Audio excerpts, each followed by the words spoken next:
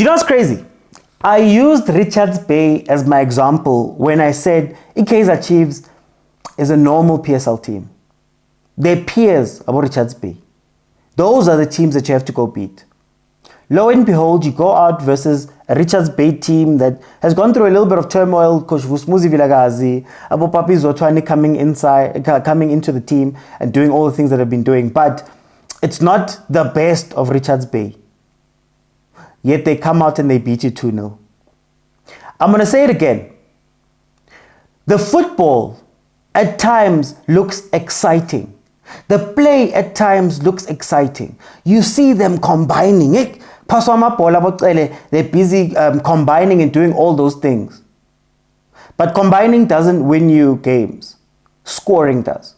Creating proper chances does. Not box entries, not half chances, not shots that are taken that go over the poles. You have to finish. And Chiefs is literally playing like any other normal mid-table PSL team. Richards Bay had the same issues if you really deep that team. They also had situations where they got into the box and couldn't make the final pass. But if there's a play for me that typifies Nabi football, for me, there was a time when they were attacking on the left-hand side up top and they were in a corner. They were passing it around, and then they were playing the ball amongst themselves. And as exciting as that was, the fans got up, Rebonari touch. The ball was then cycled all the way back. You see, you can't fault a team. You can't fault Chiefs for effort. They run. Oh, they run.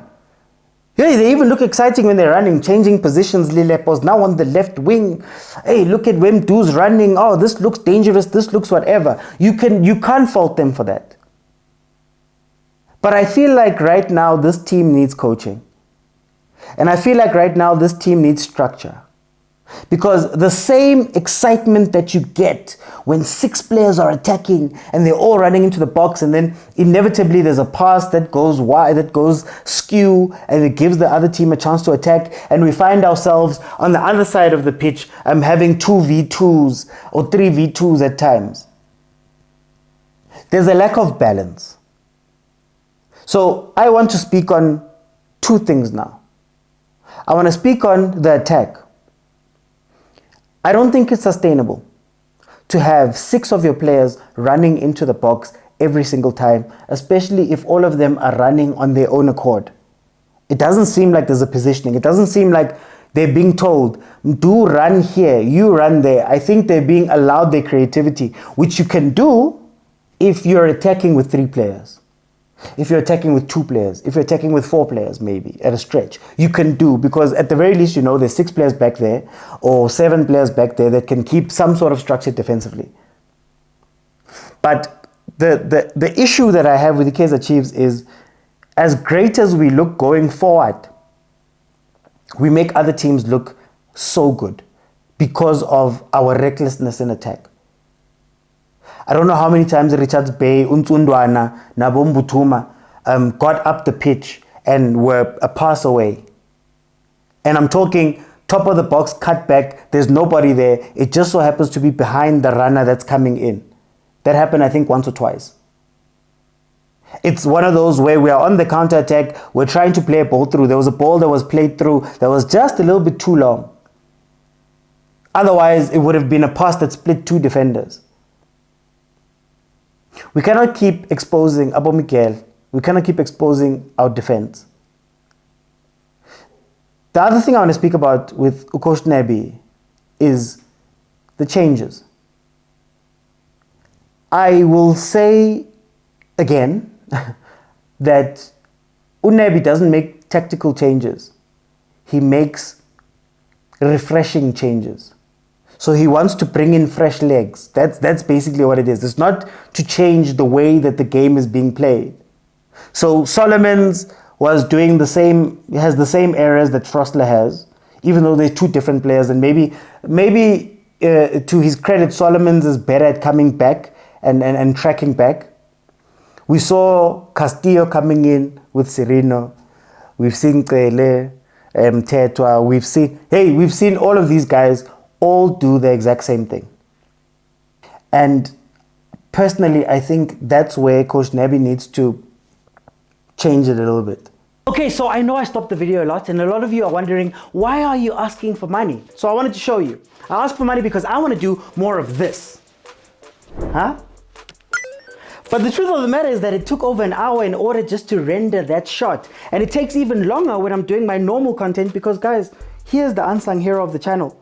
And unfortunately, Shem, wazama, but the screen is broken. I have to use a second screen and the performance is not up to it. So I'd really love to upgrade things like that. And when you look over here, this is what the setup looks like. Rehenga di patlo and rehenga di green screen, which is a reality of being a South African content creator. Also, this is what people think is my studio.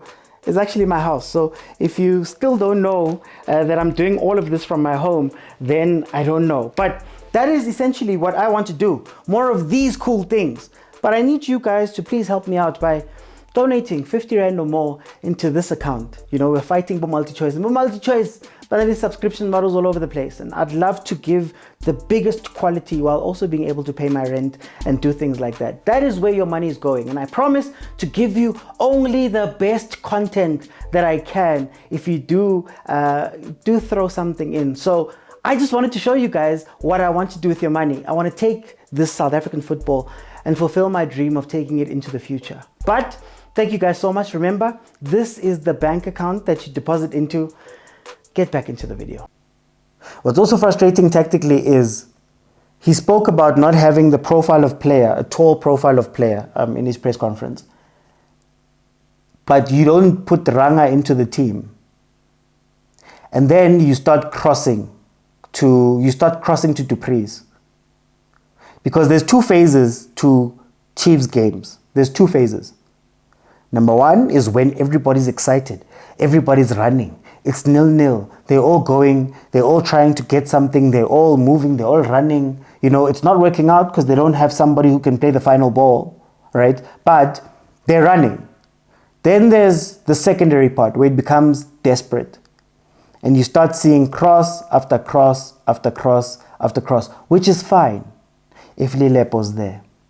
Which is fine if you're pushing Castillo into headed positions. He loves heading the ball. Which is fine if you make the changes for Ranga. But if you don't do those things and you're putting balls into boxes, crossing balls into boxes, those balls are going to be chowed by the defense every single time. And that is what we saw towards the end. And people are going to come out and say, no, those are box entries. No, those are attacks. End of the day, I think Chiefs had one more shot on target than Richards Bay. You could argue, and I'm going to give them benefit of the doubt, you could argue that at the end of the day, they've created those chances. Maybe Abo Modi are not finishing it. There was a couple of chances that were not finished by Modi. Dupree's had a free header, even though he's not ahead of a ball, but he had a free header in the box. There were a couple of places where maybe they should have done better. But that's just the cry of every other mid-table team. If you watch the guys play, it's no different.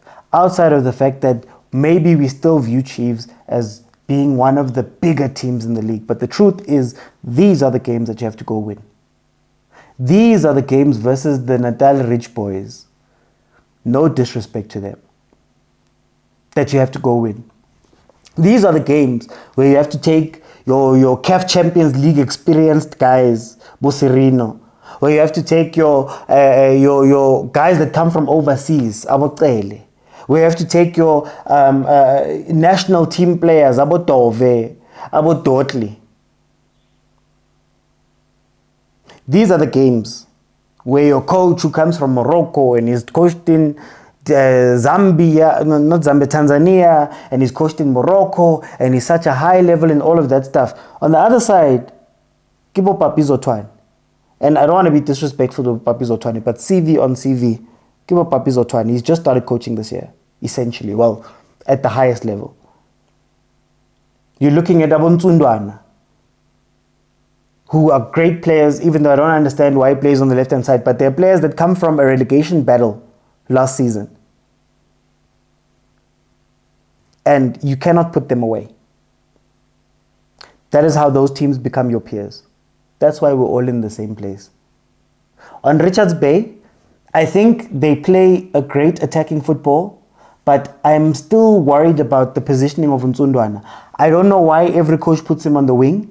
I don't know if that's something that he tells the coaches that he wants to go do and the coaches are just going with it. But I don't think he's effective enough on the wing. Yes, he gets to the byline. Is there a cross? No. Yes, sometimes he gets to the byline. Well, Solomons was outpacing him all the time. But yes, he tries to get there. Ushayadi skills, he loses the ball. Whereas when he comes closer to Umbutuma, it gives him a chance to have somebody to run around him.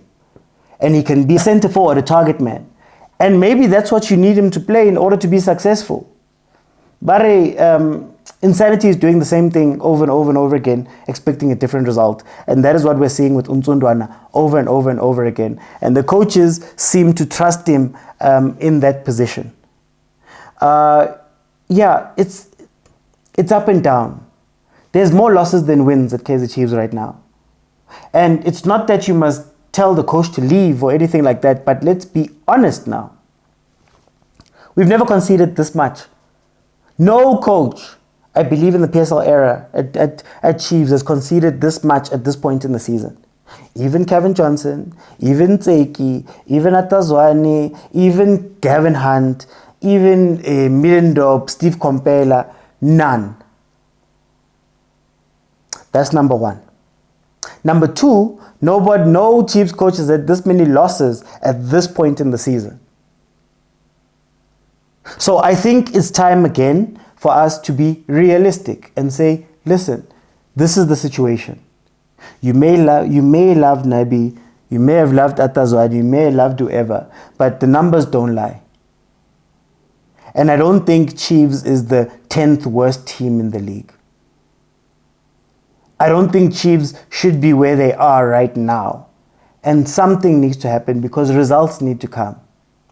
Unfortunately, the game is not about how beautiful you look in midfield when you're putting passes together, or how much your guys are doing blind runs and third man runs and doing all of these fancy things. If you can't get it into the goals. And for those who say, oh no, the players, what do we say about golden arrows? What do we say about Marumo Kalans? What do we say about Richards Bay? And the big difference, when you look up there, is what? Abo Ribeiro, they're scoring. Abo Ribeiro, they've got a structure, they're playing.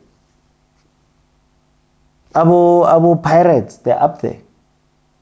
Abo's Kukune, now Abo's Kukune fired UCM. I know they lost yesterday, but he fired UCM. They're a top 5 team.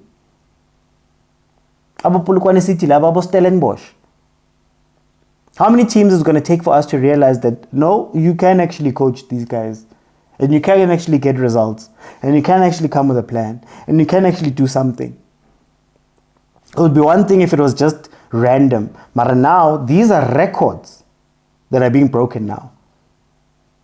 Now is not the time to smile anymore. Records are being broken.